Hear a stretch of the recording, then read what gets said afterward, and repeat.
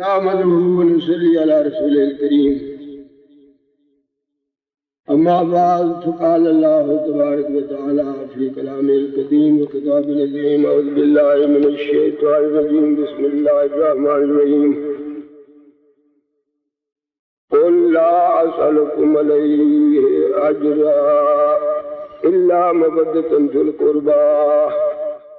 صدق الله العظيم وصدق رسول النبي الكريم ونحن على ذلك لمن الشاهدين والشاكرين الحمد لله رب العالمين. إن الله وملائكته يصلون على النبي يا أيها الذين آمنوا صلوا عليه وسلموا تسليما. الصلاة والسلام عليك يا رسول الله. الصلاة والسلام عليك يا حبيب الله. الصلاة والسلام عليك يا رحمة للعالمين. الصلاة والسلام عليك يا شفيع المذنبين. بزرگان ملت اور برادران اسلام، یہ بات آپ کے علم میں آ چکی ہے اور اخبار میں بھی یہ بات آج کی جنگ میں چھپ چکی ہے، کراچی کی خبروں میں کہ برخوردار سید محمد فصیح الدین سہروردی صلی اللہ تعالی کے مکان پر سیدہ فاطمہ الزہرا رضی اللہ تعالی عنہا اور حضرت امام زین العابدین رضی اللہ تعالی عنہ کی ارواح مقدسہ کو ایصال ثواب کے لیے محفل نعت رکھی اور اس میں خواتین کی محفل میلاد النبی بھی، اور اس وقت مردوں کی محفل میلاد النبی جو بفضل تعالی منعقد ہو چکی ہے. کیونکہ حضور اکرم صلی اللہ علیہ وسلم کے دو عظیم اہل بیت جناب فاطمہ الزہرا زین العابدین رضی اللہ تعالیٰ عنہما کی روح پرفتوح کو ایصال ثواب کے لیے یہ محفل منعقد ہوئی ہے. اس لیے حضور اکرم صلی اللہ علیہ وسلم کے اہل بیت کے ان عظیم ارکان کا مختصر سا ذکر کرنا ضروری ہے. وقت تو چونکہ مختصر ہے اس لیے تقریر طویل میں نہیں کر سکتا، ورنہ دل تو چاہتا ہے کہ اس پر شر و بس کے ساتھ روشنی ڈالی جائے، لیکن اس کے لیے اتنا وقت نہیں ہے. چند منٹوں کے مختصر مطالعے سے جو کچھ حاصل ہوا ہے وہ میں آپ کے سامنے پیش کر کے اپنی تقریر کو ختم کروں گا. اور مجھے امید ہے کہ نعت خوان حضرات کثیر تعداد میں تشریف لائیں گے، کیونکہ ایک نعت خوان ہی نے یہ محفل منعقد کی ہے. تو اس نعت خوان کا تعلق نزدیک و دور تمام نعت خوانوں کے ساتھ ہے، بزرگوں کے ساتھ ہے. اس لیے ہمیں آج بہت سی نعتیں سننے کا موقع ملے گا اور ایک نعت شریف میں بھی سناؤں گا. قرآن عظیم کے 25ویں سپارے کی ایک آیت جو میں نے آپ سے سامنے پڑھی ہے، اس آیت کا ترجمہ اور اس کے بارے میں کچھ عرض کرنے سے پہلے یہ بھی عرض کر دینا ضروری سمجھتا ہوں. قرآن کی روشنی، ویسے تو میں نہ مولانا ہوں، نہ مولوی ہوں، نہ علامہ ہوں، کچھ نہیں، اور میری حیثیت کچھ نہیں ہے. کرم ہے بس سرکار دو عالم صلی اللہ علیہ وسلم کا، میری جد اقدس کا، کہ اس نے کچھ بولنے اور کہنے اور لکھنے اور سننے کی توفیق دی. لوگ اپنی عقیدے سے کچھ کہتے رہے لیکن میں حقیقتاً کچھ نہیں، اور میں اپنے آپ کو جس درجے پہ سمجھتا ہوں وہ درجہ بھی آپ کے سامنے پیش کر دیتا ہوں کہ جہاں تک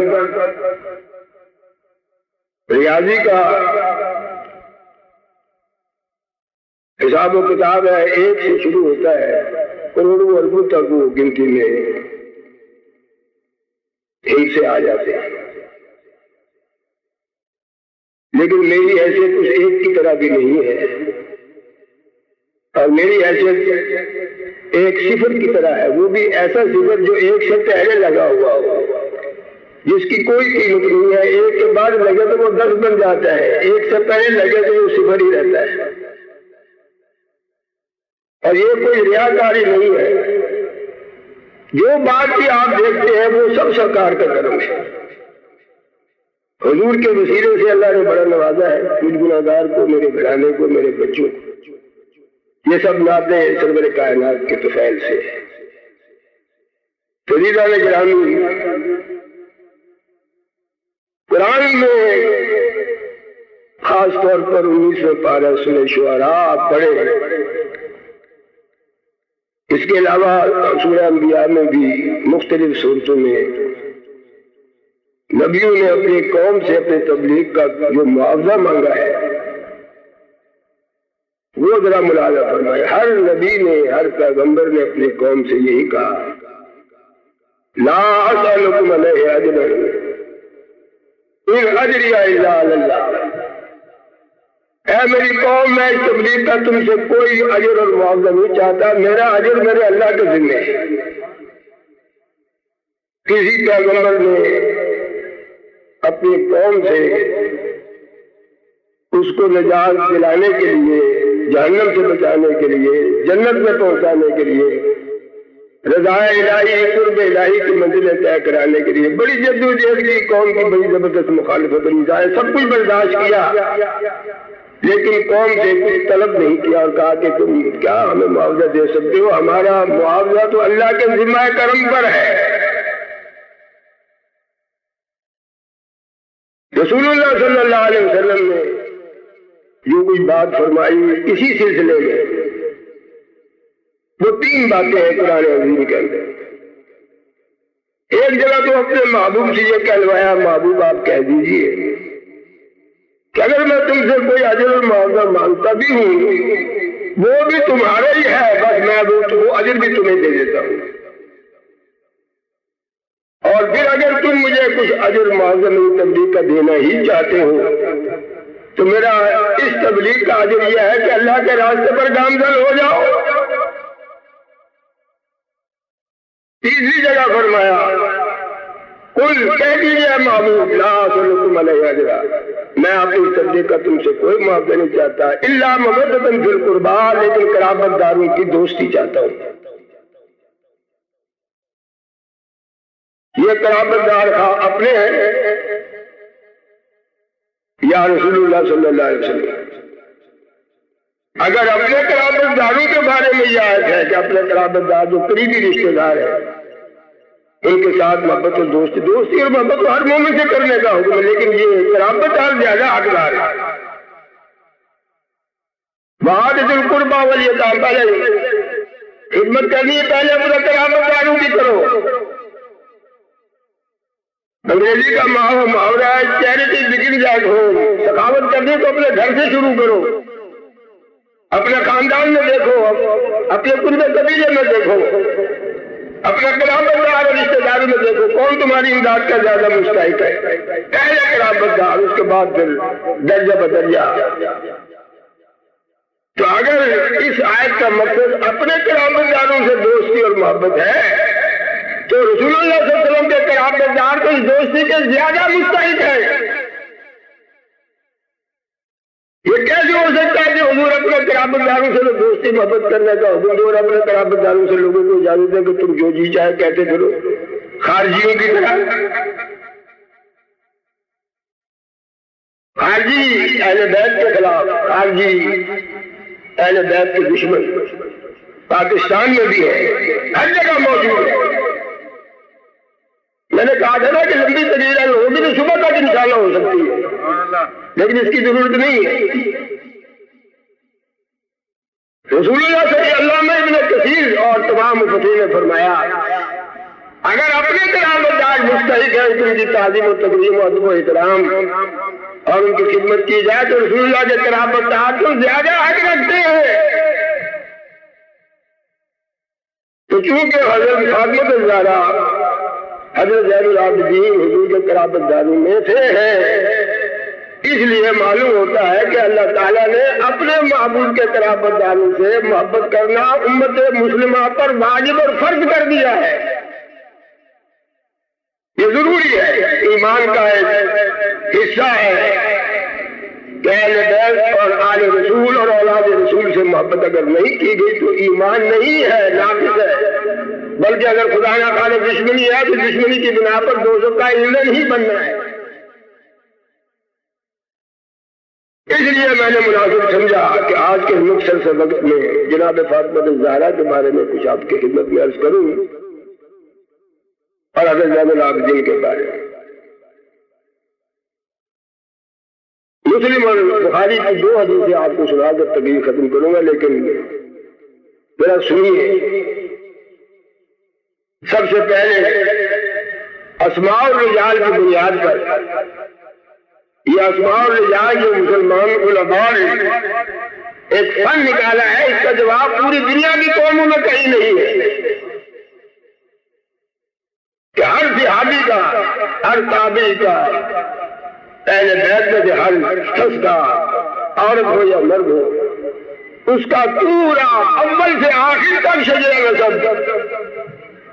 اسی طرح حدیثوں کے تمام راویوں کے بارے میں اس کتاب کا نام ہے، یہ نہیں جو میرے سامنے ہے، اسماء الرجال.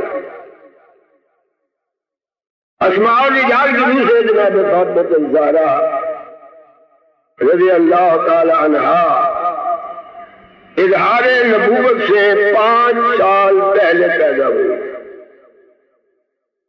حضور نے ابھی اپنے نبی ہونے کا اعلان نہیں فرمایا تھا، اگرچہ حضور پیدا ہونے سے پہلے بھی نبی تھے. اس دنیا میں تشریف لانے سے پہلے بھی آپ نبی تھے. آپ نے خود فرمایا کل تو نبی ولاد بین الماء والطین، میں تو اس وقت بھی نبی تھا جب آدم علیہ السلام کا بچے کا جسم بھی تیار نہیں ہوا تھا. یہ بھی حضور کی حدیث ہے، لیکن ابھی اعلان کا حکم نہیں. ہر نبی نے اپنے نبوت کا اعلان، یا ہر نبی کو جو نبوت کے اعلان کا حکم ہوا وہ 40 برس کی عمر میں ہوا ہے. حضور اکرم صلی اللہ علیہ وسلم کی بھی عمر شریف جب 40 برس کی ہوئی، غار حرا میں پہلی مرتبہ وحی نازل ہوئی، جبریل لے کر آئے کہ بسم ربک الذی خلق. تو اظہار نبوت سے 5 سال پہلے آپ دنیا میں تشریف لائے.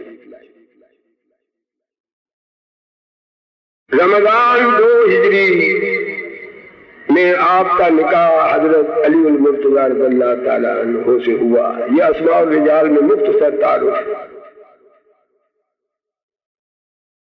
اور 3 رمضان سن 12 ہجری کو آپ نے اس دنیا سے رخت سفر باندھا اور عالم آخرت کی طرف تشریف لے گئے.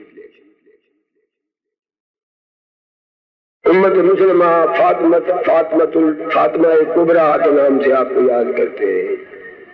یہ رسول اللہ صلی اللہ علیہ وسلم کی سب سے چھوٹی صاحبزادی تھی. آپ کے بارے میں مدارج النبوت اور مبسوط سرخسی ایسی مصنف کتابوں کے اندر یہ لکھا ہوا ہے. ان تمام عوارضات سے جناب فاطمہ الزہرا پاک تھی جو عوارضات اور دنیا کی ساری عورتوں میں ہوتے ہیں. ایسی کوئی بات ان میں نہیں تھی.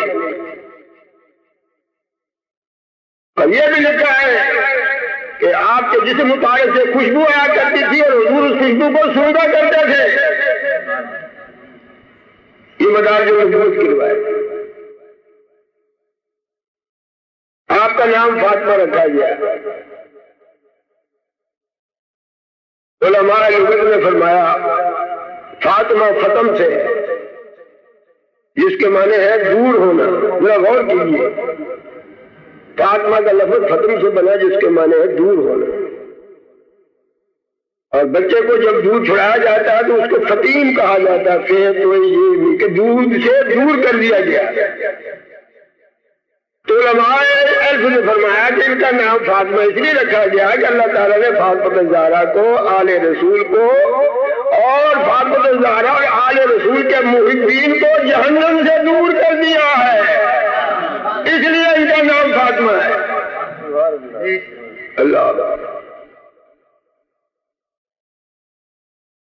آپ کا لقب زہرا بھی ہے اور بطول بھی. بطول کا ترجمہ اہل لغت نے کیا ہے قطع ہونا، کٹ جانا. یہ بطول آپ کا لفظ کس لیے مقرر ہوا کہ آپ دنیا میں رہتے ہوئے دنیا سے کنارہ کش تھی، جسے زہد کہا جاتا ہے.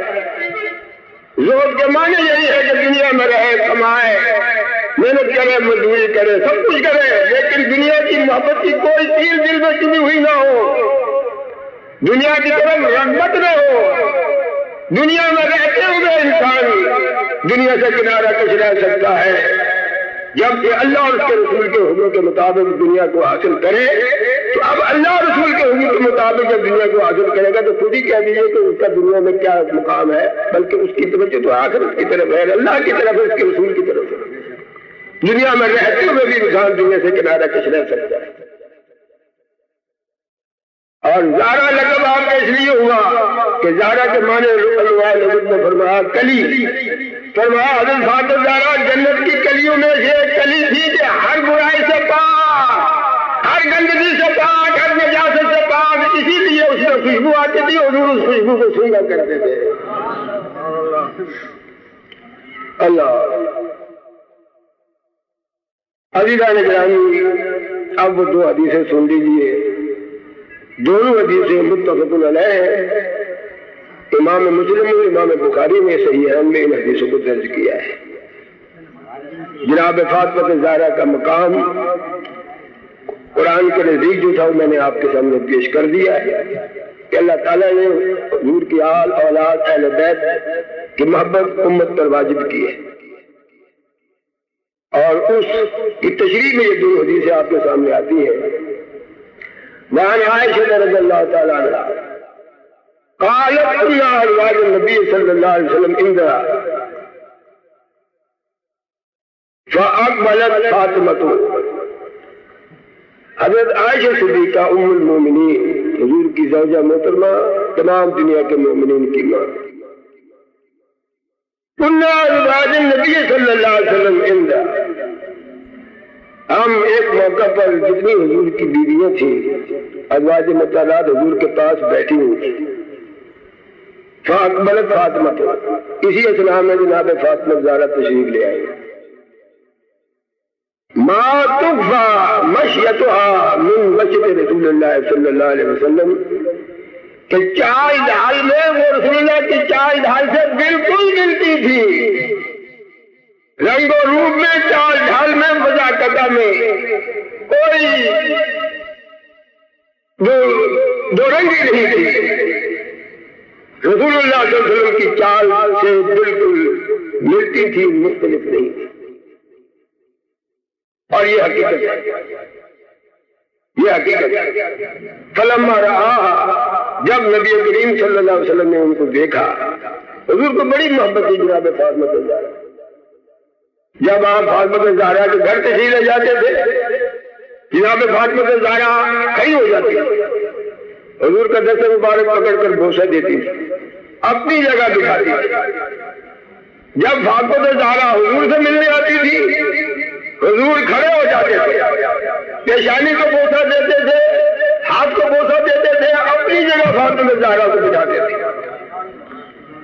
لیکن فاطمہ زہرا کے اٹھنے میں اور حضور کے اٹھنے میں فرق یہ ہے کہ فاطمہ زہرا کا کھڑے ہونا اپنے والد محترم کا احترام تھا، اور حضور کا کھڑے ہونا اولاد کے ساتھ شفقت ہے، شفقت اور محبت ہے.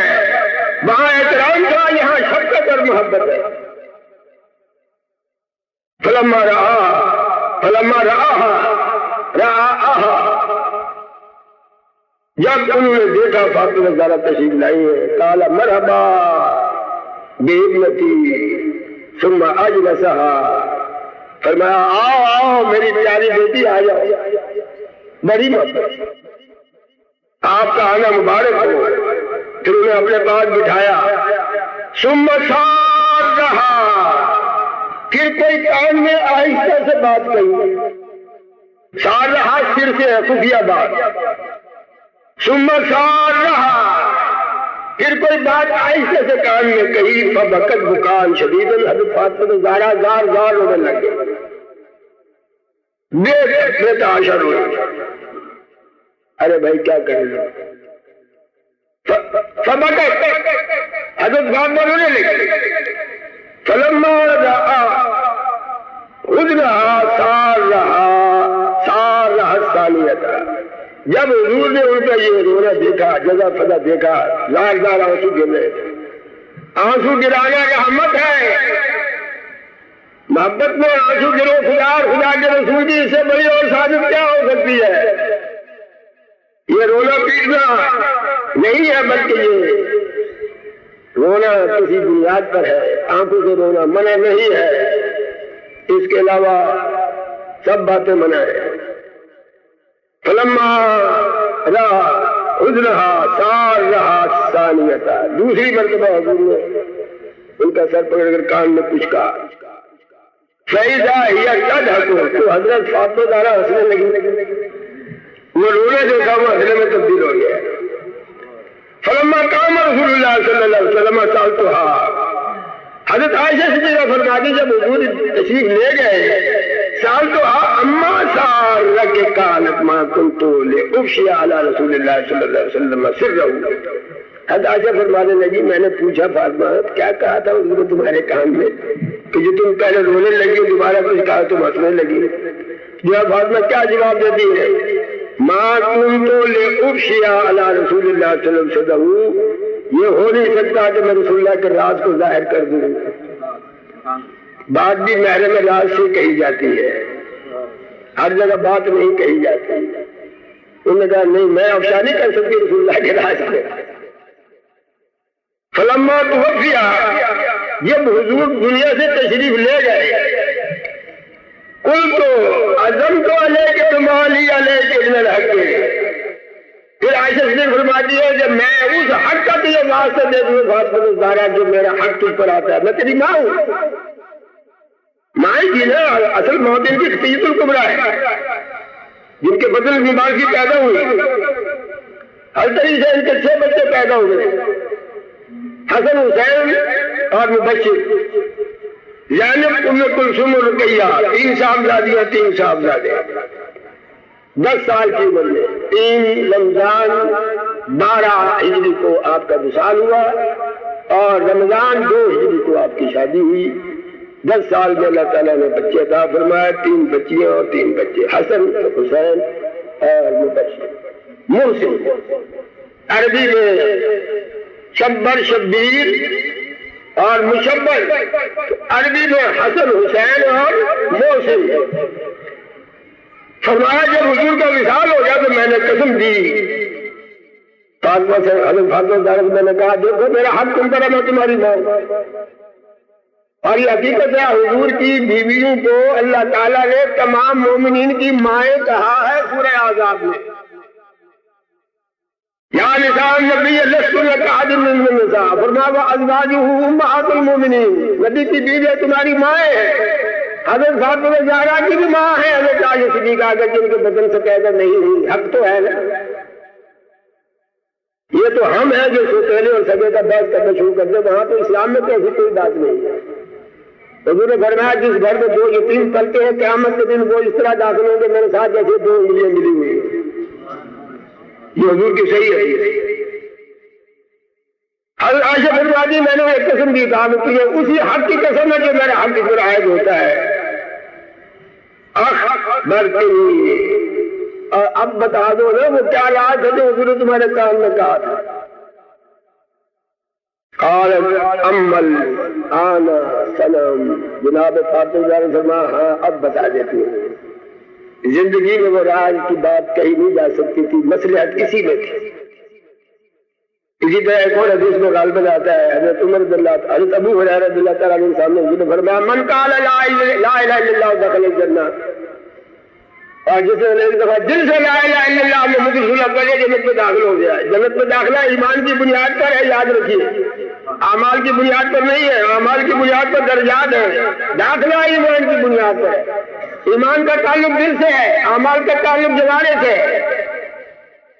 ایک اسی کلاس اعمال کی بنیاد پر ملے گی. داخلہ جنت میں ایمان کی بنیاد پر ہوگا اور ایمان کا تعلق دل سے.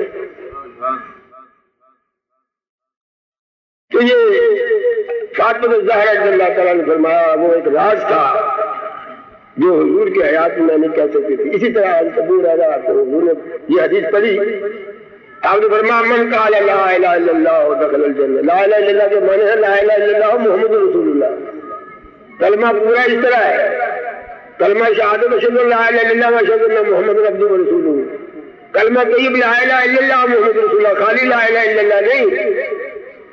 اگر کوئی محمد رسول اللہ خالی کہہ دے تو وہ لا الہ الا اللہ اس میں آ جاتا ہے محمد رسول اللہ میں. لیکن لا الہ الا چونکہ لا الہ الا اللہ میں محمد رسول اللہ نہیں لہذا وہ لا الہ الا اللہ بھی بہت بدل رہی ہے خدا کے نبی. کیونکہ توحید وہ توحید جو اللہ نے اپنے رسول کی معرفت عطا کیا تو توحید وہ ہے. بہرحال کہنے لگے اب میں بتا دیتی ہوں. حضرت ابو ہریرہ رضی اللہ تعالیٰ حدیث سنی. کہا یا رسول اللہ کیا یہ حدیث میں عام لوگوں کو بتا دوں؟ انہوں نے کہا یہ میری کھڑاوٹ ہو جاؤ اور اس دیوار کے پیچھے جو تم کو سب سے پہلے ملے اس کے سامنے حدیث بیان کر دیا. اب ذرا سنو مشکات شریف کے لیے.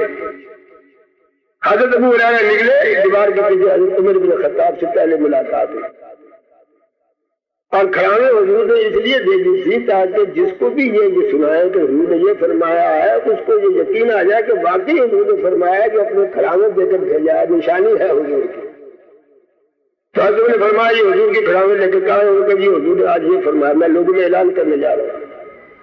تو حضرت عمر رضی اللہ تعالیٰ عنہ نے ان کے سینے میں دھکا جب چہرے گر گئے واپس آ گئے حضور سے شکایت کی کہ یا رسول اللہ عمر کو میں نے سنائی یہ حدیث جو آپ نے فرمایا کہ انہوں نے مجھے دھکا دیا میں تو گر گیا چوٹ کی لگی. آپ نے فرمایا عمر ایسا کیوں کیا ہے؟ یہ دیکھیے مقام ہے کیا ہے. حضرت عمر نے کہا یا رسول اللہ اس اعلان سے تو لوگ بس نیک اعمال کرنے ہی چھوڑ دیں گے. یا رسول اللہ لوگ تو اسی پر تکیہ کر کے بیٹھ جائیں گے لا الہ الا اللہ محمد رسول اللہ پڑھ لیا اب ہم جنتی ہو گئے. حضور نے فرمایا ٹھیک ہے یہ کہلوانا تھا. لیکن جس وقت حضور اکرم نے تشریف لے گئے تو حضرت ابو ہریرہ نے اس حدیث کو واضح طور پر سب کے سامنے بیان فرمایا کہ اب یہ حدیث بیان کی جائے جو رسول اللہ نے یہ فرمایا ہے. اس لیے اگر میں اس حدیث کا اعلان نہیں کرتا تو ایک حدیث حضور کی دنیا میں ایسی خفیہ رہ جائے گی جو لوگوں کے علم میں نہیں آئے گی. نعرہ تکبیر نعرہ رسالت. بہرحال حضرت فاطمہ نے فرمایا فلهم ان هنا صابني في الامر اول فانه اخبرني ان جبريل كان يعارضني القرآن كل سنة مرة وانه عارضني به العام مرتين. حضرت فاطمہ فرماتی ہیں کہ جناب رسول اللہ صلی اللہ علیہ وسلم نے مجھے کان میں یہ فرمایا کیا کیا جائے یہ حدیث پوری سنانی پڑے گی نہیں معاملہ ادھورا رہ جائے گا. حضور نے میرے کان میں یہ بات فرمائی تھی کہ اے فاطمہ ہر سال جبریل رمضان کے مہینے میں میرے پاس آتے اور قرآن دہراتے جبریل القرآن کل سنۃ مرۃ. ہر سال آتے ہیں ایک مرتبہ قرآن دہراتے. ہم دونوں جبریل اور رسول اللہ صلی اللہ علیہ وسلم ایک سال میں ایک دفعہ رمضان کے مہینے میں جبریل آتے ہیں وہ پڑھتے ہیں میں سنتا ہوں میں پڑھتا ہوں وہ سنتے. اس دفعہ فاطمہ الزہرا جبریل نے 2 مرتبہ پڑھا میں نے سنا 2 مرتبہ میں نے پڑھا جبریل نے سنا ولا ترل اجلا الا قد اقتربا. مجھے ایسا محسوس ہوتا ہے کہ میرا دنیا سے سفر قریب ہو گیا ہے.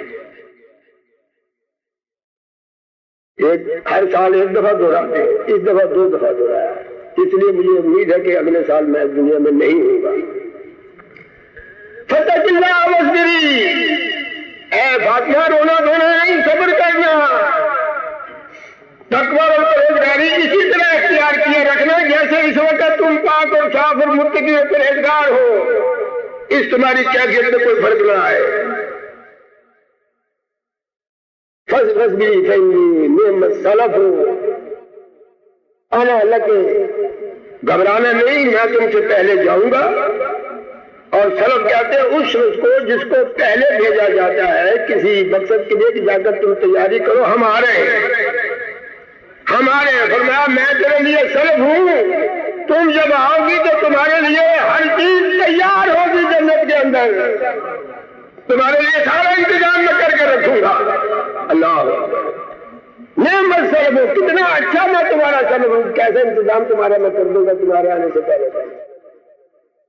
جب حضور نے اپنی وفات شریف کی مجھے اطلاع دی کہ میرا وقت قریب آ گیا ہے، فبکیت، یہ حضرت عائشہ کو سنا رہی ہے حضور کے وصال کے بعد، فبکیت تو میں رونے لگی، فلما رأى جزعی سارا الثانیۃ، جب انہوں نے مجھے روتے ہوئے دیکھا تو حضور نے دوبارہ میرے کان میں یہ کہا ہے، یہ کون کہہ رہا ہے؟ فاطمہ زہرا۔ کس سے کہہ رہا؟ ام المؤمنین عائشہ صدیقہ رضی اللہ تعالیٰ عنہ سے فرما رہی ہے، قال یا فاطمہ الا ترضین ان تکونی سیدۃ نساء اہل الجنۃ او نساء المؤمنین، اے فاطمہ روتی کیوں؟ کیا تم اس بات سے خوش نہیں ہو کہ تم تمام جنتی عورتوں کی سردار ونساء المؤمنین، اور تمام مومنین کی عورتیں جو ہیں مومنین کی عورتیں ان کی تم سردار۔ وفي رواية فسألني فأخبرني أنه يقبض في وجهه فبكيت، ثم سألني فأخبرني أني أول أهل بيته أتبعه فضحكت، متفق عليه۔ فرمایا اس کے بعد حضور نے فرمایا مت رو، میں تمہیں خوشخبری سناتا ہوں کہ میری اہل بیت میں سے گلیوں میں سے جو سب سے پہلے آ کر مجھ سے ملے گا وہ تو ہے۔ اب اس حدیث کی شرح میں بہت کچھ بیان کیا جا سکتا ہے لیکن اب وقت نہیں ہے۔ اب ایک حدیث مختصر سی باقی رہے گی، وہ بھی سن لیجیے۔ وعن المسود بن مخرمہ، حضرت مسود بن مخرمہ فرماتے ہیں ان رسول اللہ صلی اللہ علیہ وسلم قال فاطمہ بدعۃ منی، حضور نے حضرت فاطمہ زہرا کے بارے میں فرمایا کہ یہ میرے جگر کا ٹکڑا ہے، یہ میرے گوشت کا ٹکڑا ہے، بدعۃ منی، یہ میرے جسم کا ایک ٹکڑا ہے۔ فمن اغضبها اغضبنی، جس نے فاطمہ زہرا کو ناراض کیا اس نے مجھے ناراض کیا۔ متفق علیہ، بخاری و مسلم۔ وفی روایت یریبنی ما عیبها، جو چیز فاطمہ زہرا کو پریشان کرے گی وہ چیز وہ مجھے پریشان کر رہی ہے۔ وَيُؤْذِينِي مَا آذَاهَا، جو انہیں تکلیف پہنچائے گا وہ مجھے تکلیف پہنچا رہا ہے۔ اس حدیث کے بارے میں علماء نے فرمایا کہ اس حدیث کے کہنے کی وجہ یہ ہے کہ حضرت علی سے ابو جہل نے یہ کہا تھا کہ میری بیٹی سے بھی نکاح کر لو۔ ابو جہل نے حضرت علی سے یہ کہا تھا کہ میری بیٹی سے نکاح کر دو، حضرت علی تیار ہو گئے تھے۔ اسلام میں تو 4 تک نکاح کر سکتا ہے، وہ بھی جب چاروں کے حقوق برابر ادا کر دو۔ قرآن پاک میں آتا ہے 4 عورتوں تک تم نکاح کر سکتے ہو، اس شرط میں کہ جب تک تم چاروں کے حقوق برابر ادا کرو، کسی کے حق میں کوئی فرق نہ آنے پائے۔ فَإِن لَمْ تَعْدِلُوا فَوَاحِدَةٌ، اگر تم انصاف نہیں کر سکتے تو ایک ہی پر اکتفا کرو۔ نفسانی خواہشات کے تحت شادیاں کرنے کی اجازت نہیں ہے، یہ ایک الگ موضوع ہے، اس پر بھی بہت کچھ کہا جا سکتا ہے لیکن وقت نہیں۔ تو حضرت علی کچھ راضی ہو گئے، جناب فاطمہ زہرا کو پتہ چلا، آگے شکایت کی رسول کریم صلی اللہ علیہ وسلم سے، یا رسول اللہ ابو جہل نے حضرت علی کو کہا ہے، وہ کچھ تیار نظر آتے ہیں۔ حضرت فاطمہ زہرا پریشان ہو گئی، لازمی بات ہے۔ حضور اسی وقت مسجد نبوی میں آئے، لوگوں کو کہا سب آ جاؤ۔ آپ نے منبر پر کھڑے ہو کر یہی حدیث پڑھی کہ جو انہیں ناراض کرے گا وہ مجھے ناراض کرتا ہے، جو ان کو پریشان کر رہا ہے وہ مجھے پریشان کر رہا ہے، جو انہیں ایذا پہنچا رہا ہے وہ مجھے ایذا ہو رہی ہے۔ اے علی میں تمہیں کیسے حکم دے سکتا ہوں کہ خدا کے دوست کی لڑکی بھی تمہارے گھر میں ہو، خدا کے دشمن کی لڑکی بھی تمہارے گھر میں ہو؟ یہ کیسے ہو سکتا ہے؟ حالانکہ شرع میں اجازت ہے، لیکن معلوم ہوا اللہ کے رسول کو یہ اختیار ہے کہ وہ جس چیز سے منع کرے اس کو منع ہونا پڑے گا۔ اگر وہ کسی ایسے کام سے منع کرتے جو فرض بھی ہے اس فرض کو بھی ترک کرنا پڑے گا رسول اللہ کی خوشی کے لیے۔ کہ اللہ تعالیٰ نے ان کو مختار بنا کر دیا. تو فضیل الدین سہروردی صلی اللہ تعالیٰ نے حضرت فاطمہ زہرا کی آل و اولاد کو ایصال ثواب میں نازل منعقد کی تھی، اس لیے میں نے تھوڑا سا وقت لیا ہے. آپ کا بہت بہت شکریہ، آپ نے بڑی توجہ سے سنا. اور یاد رکھیے قرآن و حدیث کی روشنی میں یہ بات واضح ہو گئی ہے کہ حضور کے آل اور اولاد اور اہل بیت سے محبت کرنا جزو ایمان نہیں بلکہ ایمان کی تکمیل کا انحصار ہی اسی پر ہے. وصلی اللہ تعالیٰ علی خیر خلقہ محمد وآلہ وصحبہ وسلم. ان اللہ وملائکتہ یصلون علی النبی یا ایھا الذین آمنوا صلوا علیہ وسلموا تسلیما. محمد وآلہ وصحبہ وسلم. ایسے بیمار کے میدان کارگر میں نہیں آئے، لیکن جتنے بھی سادات اس وقت دنیا میں موجود ہیں اور جو قیامت تک ہوں گے وہ زین العابدین رضی اللہ تعالیٰ عنہ کی ذریعہ ہے، وہی سبب ہے. اور یہ سید اس لیے میں ان کو سمجھتا ہوں کہ حضرت امام حسین کی تاریخ میں صحیح حدیث ہے، نبی کریم صلی اللہ علیہ وسلم کے حضور نے فرمایا الحسن والحسین سیدا شباب اہل الجنہ، کہ حسن اور حسین جو ہے یہ جنتی نوجوانوں کے سردار ہیں. فاطمہ زہرا خواتین کے سردار ہیں، حسن و حسین مردوں کے سردار ہیں. الحسن والحسین سیدا شباب اہل. حضرت علی کی اور بھی بیویاں تھیں لیکن کسی بیوی کی اولاد کو یہ شرف نصیب نہیں ہوا جو جناب حضرت امام حسین کی اولاد کو. اور امام حسین کی والدہ حضرت فاطمہ زہرا اور والد حضرت علی ہے. الحسن والحسین سیدا شباب اہل الجنہ. اور یہ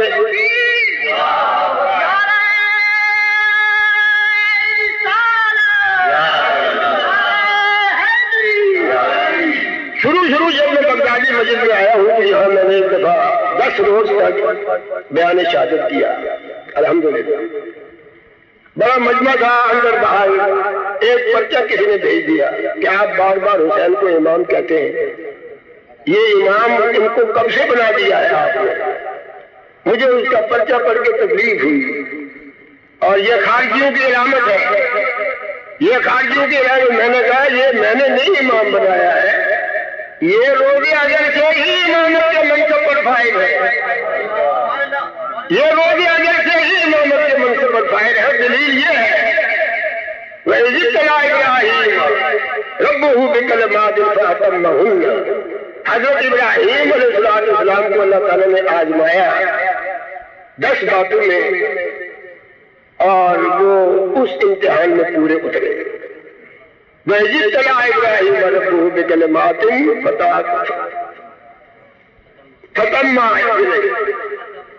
فَأَتَمَّهُنَّ. تو انہوں نے ان کو تمام پورا کیا. ان تمام معاملات میں، سوالات میں، جوابات میں پورے کامیاب ہو گئے. جب کامیاب ہوئے تو اللہ نے فرمایا قَالَ إِنِّي جَاعِلُكَ لِلنَّاسِ إِمَامًا. اے ابراہیم اس امتحان میں کامیابی کا صلہ ہم تمہیں یہ عطا فرماتے ہیں کہ ساری دنیا کا تمہیں امام بنا رہے ہیں. انی جاعلک للناس. امامت کے بارے میں قرآن شریف میں متعدد آیات ہے. نہ معلوم خارجی کس بنیاد پر یہ کہتے ہیں کہ شیخ اسلام نے امامت کا کوئی تصور نہیں ہے. میں کہتا ہوں کئی آیتیں پیش کر سکتا ہوں خدا کے لیے. قال انی جاعلک للناس اماما. اور دیکھیے مومنین کو اللہ نے دعا کرنے کا حکم دیا ہے. رب هب لنا من ازواجنا قرۃ اعین. اے اللہ ہماری عورتوں سے ہماری ایسی اولاد عطا فرما جو ہماری آنکھوں کی ٹھنڈک بن جائے. یہ نیک ہو، صالح ہو، متقی ہو، پرہیزگار ہو، اللہ رسول کے حکم کو مانتی ہو. وَاجْعَلْنَا لِلنَّاسِ إِمَامًا. ایسے نیک لوگوں کو دنیا بھر کے لوگوں کا امام بنا دے. انہیں امام بننے کی دعا مانی جا رہی ہے. میں نے کہا یہ تو روز اجل سے امامت کے منصب پر فائز ہے کہ اللہ نے فرمایا انی جاعلک للناس اماما. میں تمام دنیا کے لوگوں کا تمہیں امام بنا رہا ہوں. جب حضرت ابراہیم نے دیکھا کتنا بڑا انعام مل رہا ہے تو فوراً کی ومن ذریتی. کسی کو انعام سربراہ مملکت دیتا کوئی یاد نہیں آتا کہ اس کو بھی یہ انعام مل جائے، اس کو بھی یہ ملا. انعام پانے والا خوش ہوتا ہے، لیکن یہ مقام دیکھیے ابراہیم علیہ السلام کا. قال ومن ذریتی. عرض کہ یا اللہ یہ امامت کا تاج میرے ہی سر پر رکھا جا رہا ہے، یہ میرے اولاد کو بھی نصیب ہوگا. قال لا ينال عهد الظالمين.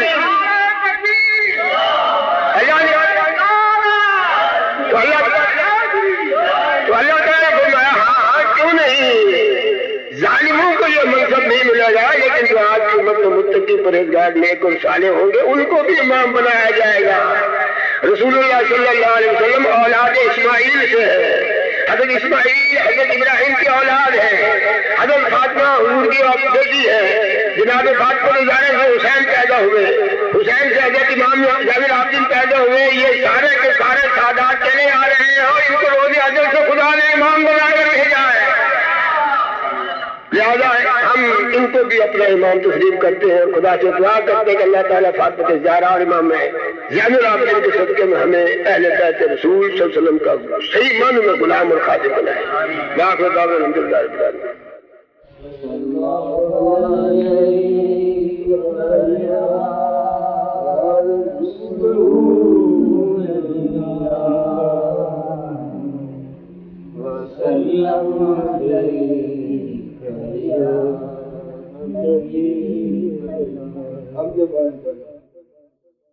سنا والے سنا ہے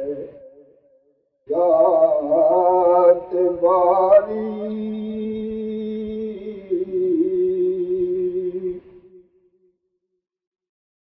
سزا والے سنا ہے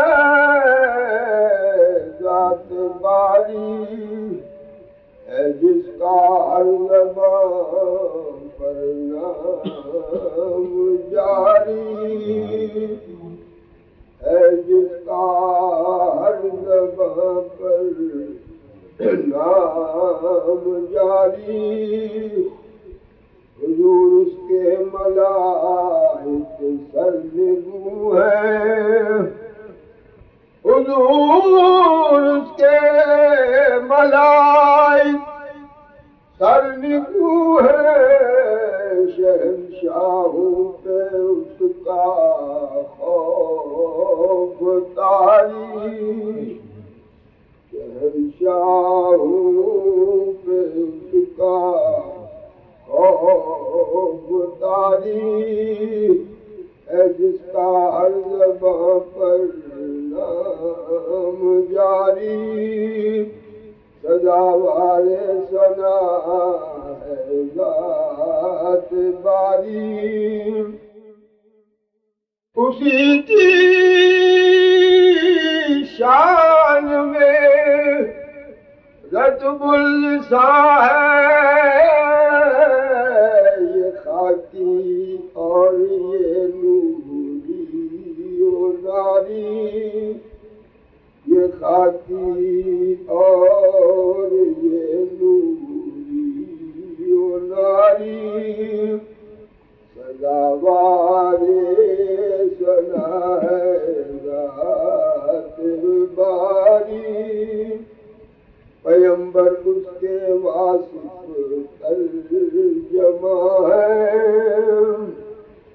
پیمبر اس کے واصف ترجمہ ہے، اسی کے عالم و درویش و قاری، اسی کے عالم و درویش و قاری، سزا والے سنا ہے ذات باری،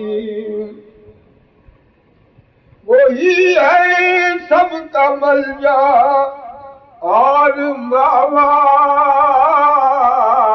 وہی ہے سب کا ملجا اور ماوا، اسی نے بات ہر بگڑی سواری، اسی نے بات ہر بگڑی سواری، ہے جس کا ہر زبان پر نام جاری، ریاض خلد ہے اس کا ٹھکانہ، ریاض خلد ہے اس کا ٹھکانہ، خدا کی جس کو ہے توحید پیاری،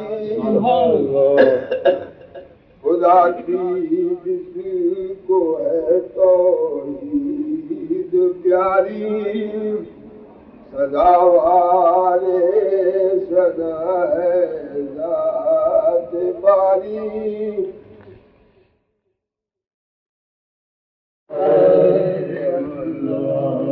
بلغ الغلام بکمالہ کشف الدجا بجمالہ حسنت جمیع خصالہ صلوا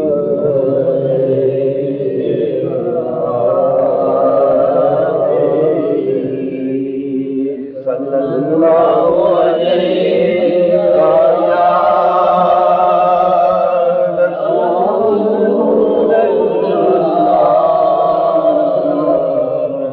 وسلم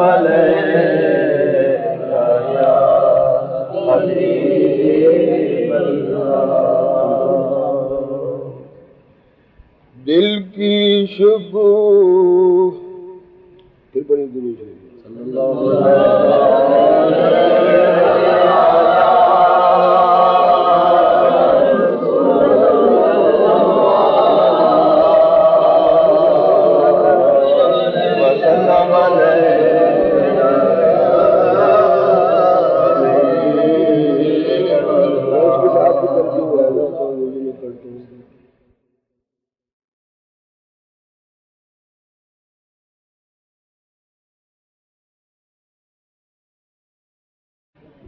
رب کے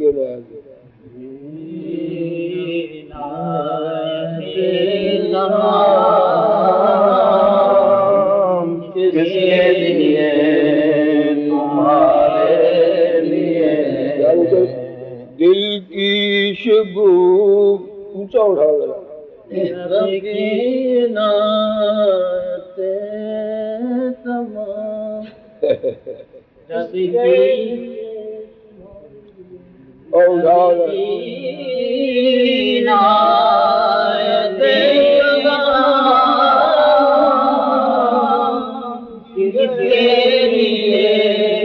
تمہارے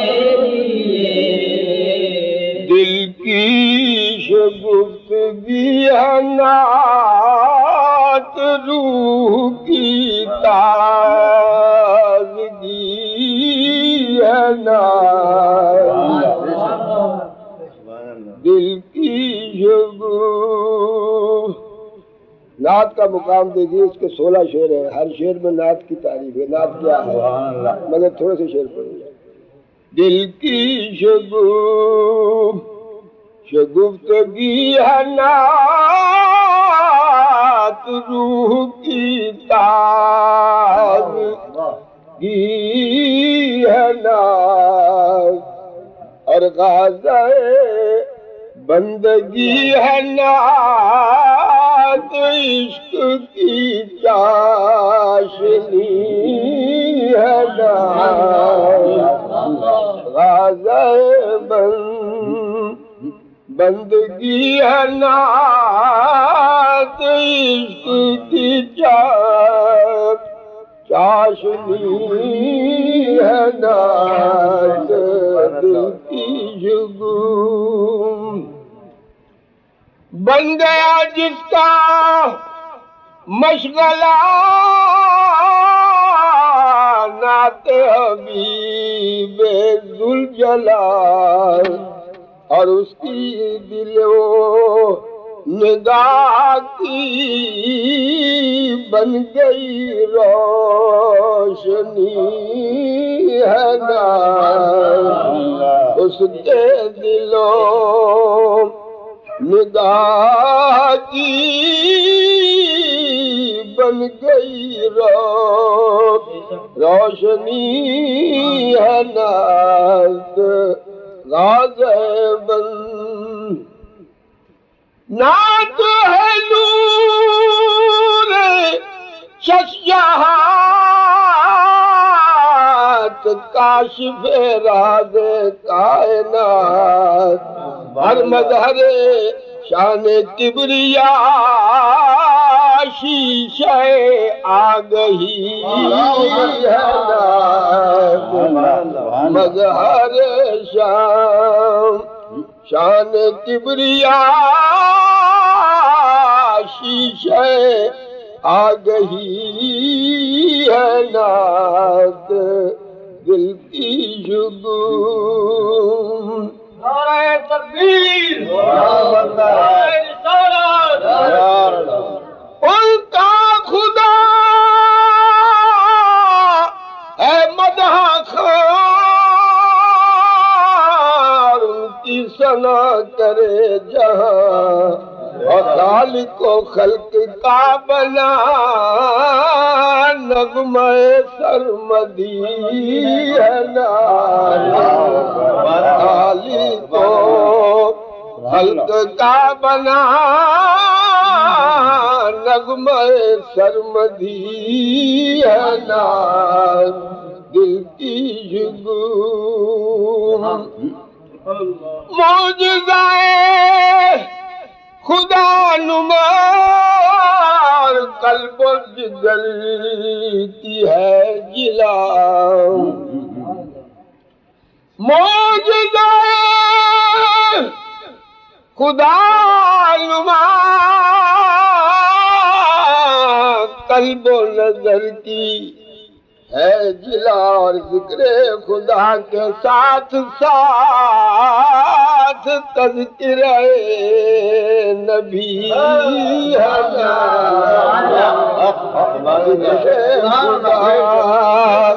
کے ساتھ ساتھ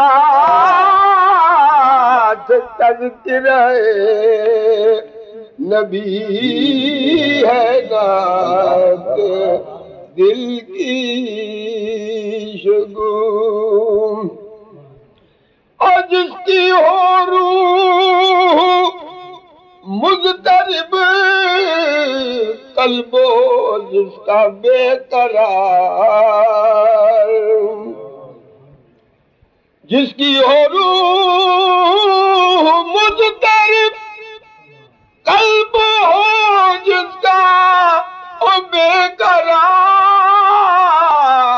نعت اسے سنائیے دافع بے کلی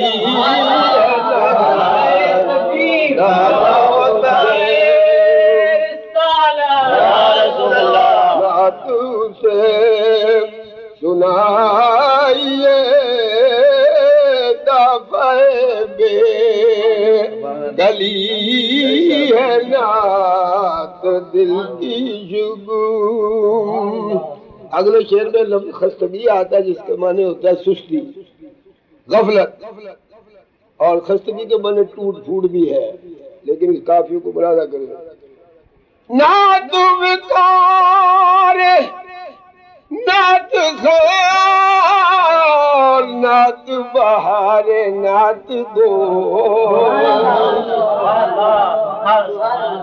نعت وقار نعت خار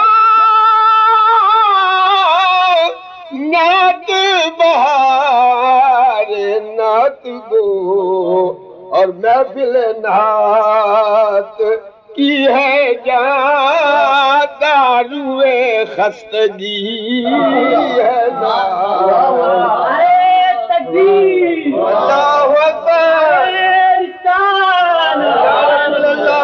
دل نعت کی ہے جہاں داروے خستگی ہے نعت نعت وقار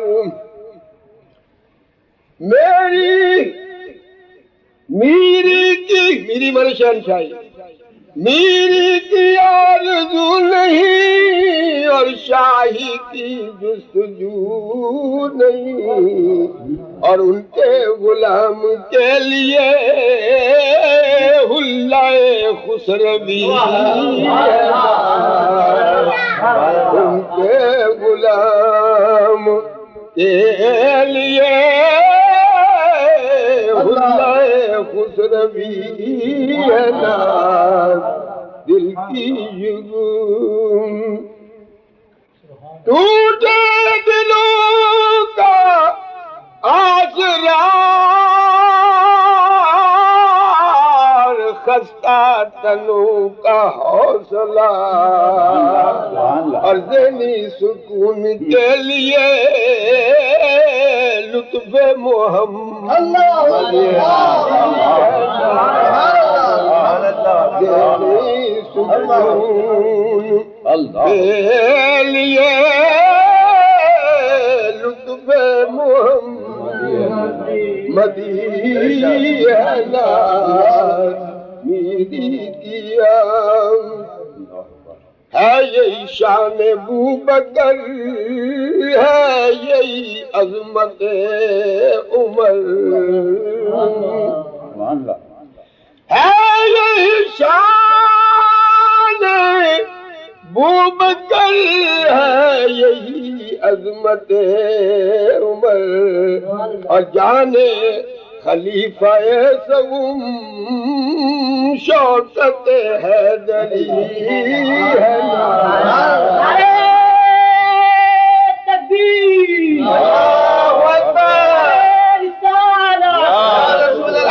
یہی نور سہرورد ہے یہی پورے نقش بند اور باغو بہار چشتیاں راحت قادری ہے باغو بہار چشتیاں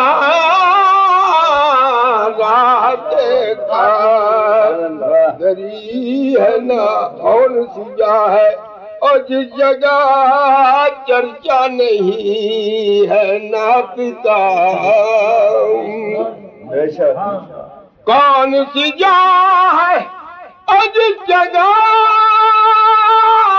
چرچا نہیں ہے نعت کا فرش سے تا اور سریر عرشی ہر جا لکھی ہوئی فرش سے لے خاتم انبیاء کی نعت ہر ایک رسول نے پڑھی خاتم انبیاء کی نعت ہر ایک رسول نے پڑھی اور گرد ملائکہ کائنات سب نے پسند کی گرد ملائکہ کائنات سب نے پسند تین شعر اور ہے کوثر نعت کا مقام دیکھیے حقیقت کوثر سلسبیل سے اس کا ملا ہے سلسلہ کوثر سلسبیل سے اس کا ملا ہے سلسلہ جام حیات جاویدہ بعد تشنگی ہے جام حیات مجھے ضرور نعت نبی سنائیے اور روح کو سکون نصیب رحمت ایزلی ہے ناز دل کی شگون آخری ہے یہ متاع دو جہاں ہے یہ سارے آسیاں برا کروں گا تلا ہے یہ نا ہے یہ متاع دو جہاں ہے یہ سارے آسیار سنہری آز خستہ جاں میری تو زندگی ہے